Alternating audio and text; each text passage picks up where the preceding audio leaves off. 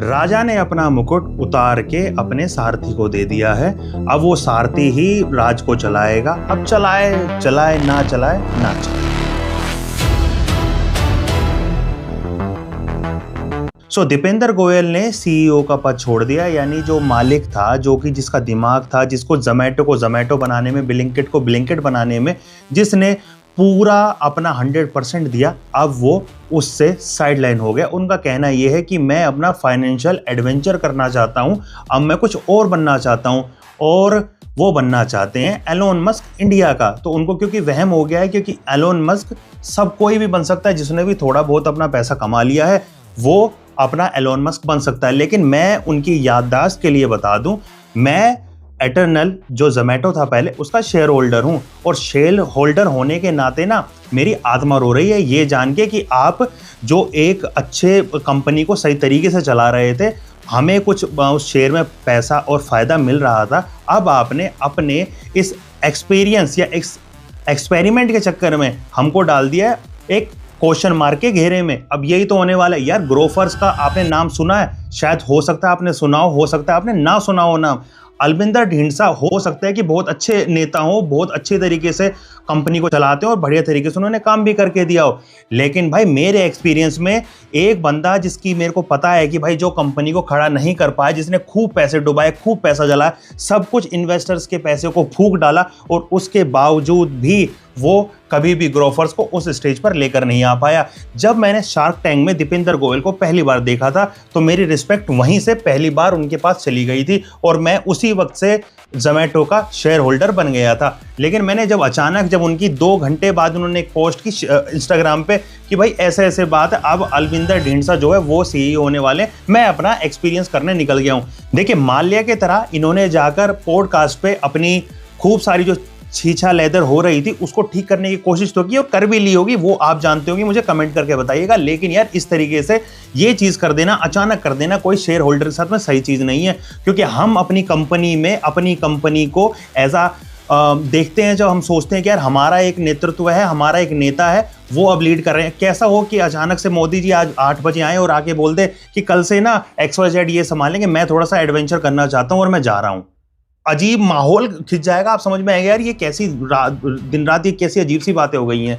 इनका कहना ये है कि यार हमने ना अपने share public listed company share holder से पूछा था और सारी चीज़ें की थी, और उसके बाद ही हमने ये सारी चीज़ें की हैं। लेकिन एक चीज़ बताइए, क्या उसका रिजल्ट कभी घोषित हुआ है? कोई रिजल्ट घोषित हुआ? अपनी मन मर्जी से इन्होंने कोई भी रिजल्ट वहाँ पे दिखा दिया और दे दिया, और अब उन्होंने ये लॉन्च कर दिया कि अलविंदर ढींडसा अब इसको लीड करने वाले। इन्होंने जो एटर्नल है उसके अंडर 4 कंपनियां आती हैं, जोमैटो और ब्लिंकिट तो आप जानते ही हो। एक डिस्ट्रिक्ट ऐप है इनकी, जो अभी मूवीज वगैरह जो आप आजकल आप टिकट करवाते हो वो उसी से होती है, और एक और है उसका नाम मेरे से मिसप्लेस हो रहा है, आप जाके मुझे कमेंट में बता देना चौथी कौन सी है वो।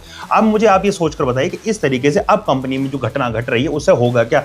यार देखने को तो अपने को मिल ही गया ना। एक दिन पहले 10 से 12% शेयर टूट गया। क्यों? आपने माल बेचा था। आप नहीं बताओगे, हमें पता है, ठीक है। अब उसके बाद में क्या हुआ? नेक्स्ट डे आपने मार्केट बंद होने के बाद में ये घोषणा कर दी कि क्यों मार्केट से पहले कर देते ना, क्योंकि आपको पता था अगर मार्केट रहते हुए मैंने कर दिया, ये पोस्ट कर दी, तो उस वक्त शेयर डूब जाएगा, टूट जाएगा बुरी तरीके से। आपने नहीं किया, आपने समझदारी की चाल चली, ठीक है। नेक्स्ट डे जैसे आपने घोषित किया, आज की डेट में जब मैं वीडियो बना रहा हूं उसी दिन मार्केट टूट गया। यार मतलब शेयर होल्डर्स को तो लॉस हो गया ना। यार आप पहले भी बता सकते थे, कुछ बता सकते थे, कम से कम शेयर होल्डर्स को आप ईमेल कर सकते थे, शेयर होल्डर्स को पता हो कि भाई ऐसा होने जा रहा है। ऐसा कुछ आपने कंफर्मेशन नहीं दिया था, आपने सीधा आके बता दिया कि भैया मैं छोड़ रहा हूं, देख लो, संभाल लो, अपना कर लो। अब क्या होने वाला है? देखिए, जोमैटो की डिलीवरी और बाकी जितनी भी ये फास्ट कॉमर्स की जितनी भी डिलीवरीज है, मुझे जहां तक मेरा पर्सनल व्यू, मुझे तो ऐसा लगता है कि ये एक अभी एजेंडा चल रहा है, और ये साल 6 महीने 5 साल तक का ही रिस्पॉन्स है। उसके बाद मुझे लगता है कि मार्केट में सब लोग वहीं जाके